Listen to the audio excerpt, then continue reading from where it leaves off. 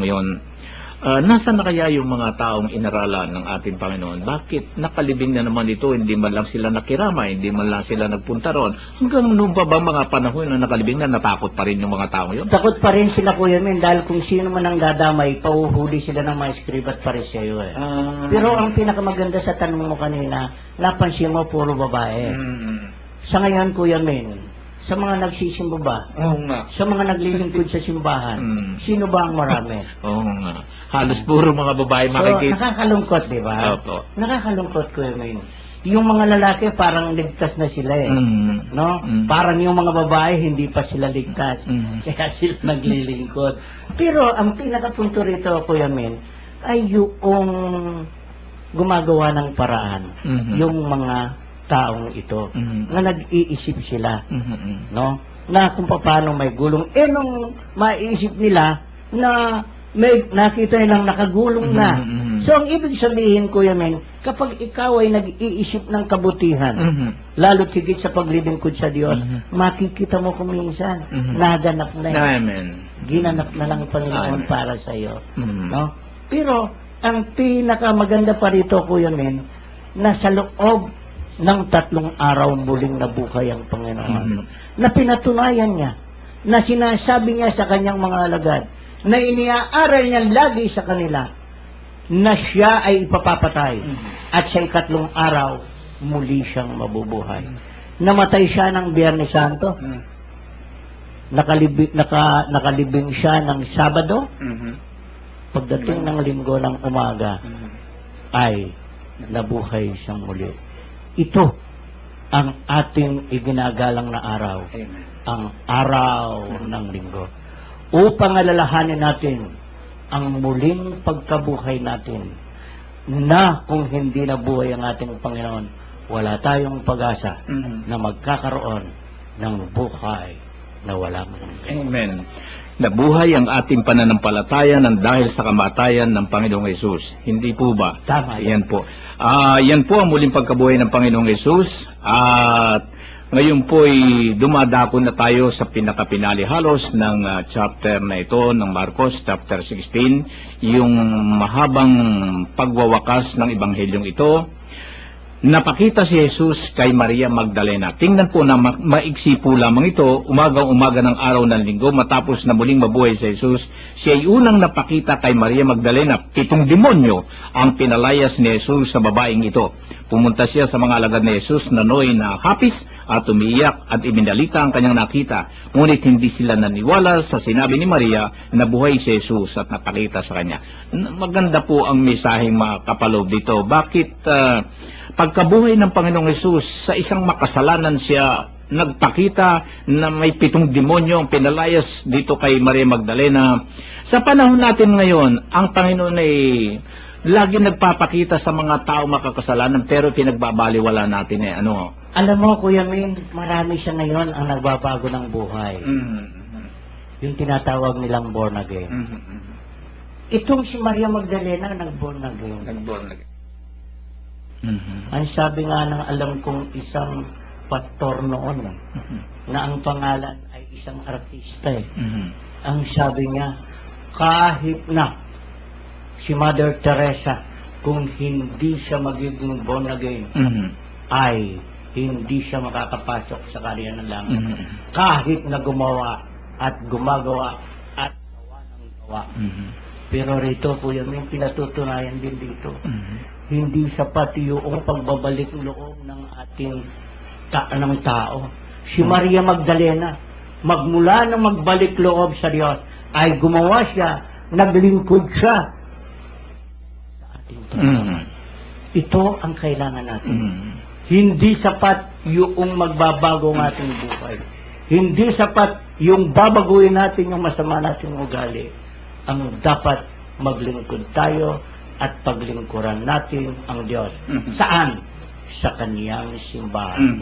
Lahat tayo, Kuya Bert, wala na exempted eh.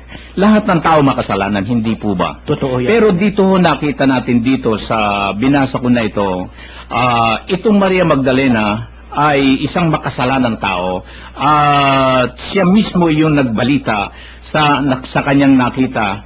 ngunit hindi siya pinaniniwalaan eh. Pero alam po ninyo, sa ngayon din, yung mga taong makasalanan, kumbaga isang dati lasinggo, o dati babaero, o dati talagang mabigat ang kasalanan. Pero pagka ito'y nagbuhay, minsan doubt pa rin yung mga tao, hindi ko ba? Marami, kuya. Hindi po. Marami, lalo na yun ang galing sa believe.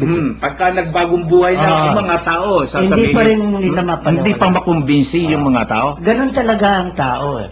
Ang pinaka-importante rito, tayo'y magbago. Dahil nakikita ng Diyos Amen. ang ating pagbabago at ang bawat ginagawa natin. Amen. Ito ay may gantimpala. Yun ang importante ho sa atin. Kahit na ho ano pa ang buhay natin ng karaan, basta tayo ay nagbago ng ating paniniwala, ng ating buhay at tayo naglingkod sa Diyos. Ano man ang sabihin sa atin ng mga tao, wag mo nating isipin, ang mahalagay yung ating naisin na tayo ay maging tagasunod ng ating Panginoon. Napakita si Jesus sa 2 alagad. Meron pa ho tayong oras, maliit lang ho ito. Siya'y napakita rin sa 2 alagad na naglalakad patungo sa bukid. Ngunit iba ang kanyang kanyuan. Bumalik sa Jerusalem ang dalawa at ibinalita sa kanilang kasamahan ang nangyari. Ngunit sila may hindi.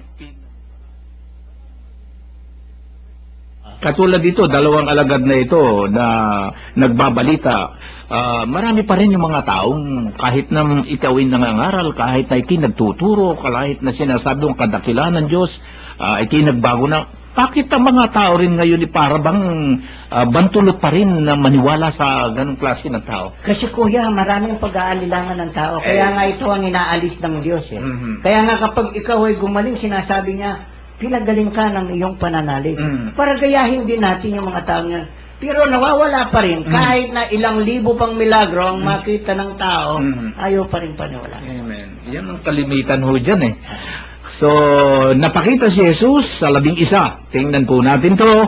Pagkatapos napakita siya sa 11, samantalang kumakain ang mga ito. Pinagwika niya sila dahil sa hindi nila pananalig sa kanya at sa katigasan ng ulo, sapagkat hindi sila naniniwala sa mga nakakita sa kanya pagkatapos na siya ay muling nabuhay. At sinabi ni Jesus sa kanila, humayo kayo sa buong sanlibutan at ipangaral ninyo sa lahat ang mabuting balita. Ang sumasampalataya at mabautismuhan ay may liligtas, ngunit ang hindi sumampalataya ay parurusahan. Ang mga sumasampalataya ay magtataglay ng ganitong tanda ng kapangyarihan. Sa pangalan ko'y magpapalaya sila ng mga demonyo at magsasalita ng ibang wika. Sila'y hindi dumampot man ng ahas o uminom ng lason at gagaling ang mga may sakit na mapatungan ng kanilang kamay. Kuya Bert, dito sa 12 na ito parang alanganin pa rin. Sa panahon ngayon, ganun din ho ba? 11 lang, kuya. 11. 11 pala ho. 11 lang, no? Wala na isa. 11, ito lang ang binigyan ng authority ng Panginoon. Walang iba. Oy, wala. Kaya nga kung may nag-aangkin na kung minsan sinasabi nila, the power vested in me. Ayan. Saan niya kang galing? Wala silang authority. Wala silang authority mangaral. Wala silang authority na magsabi sa pangalan ng ating Panginoon. Wala silang authority na gamitin ang pangalan ng Diyos, kundi ang 11 ito.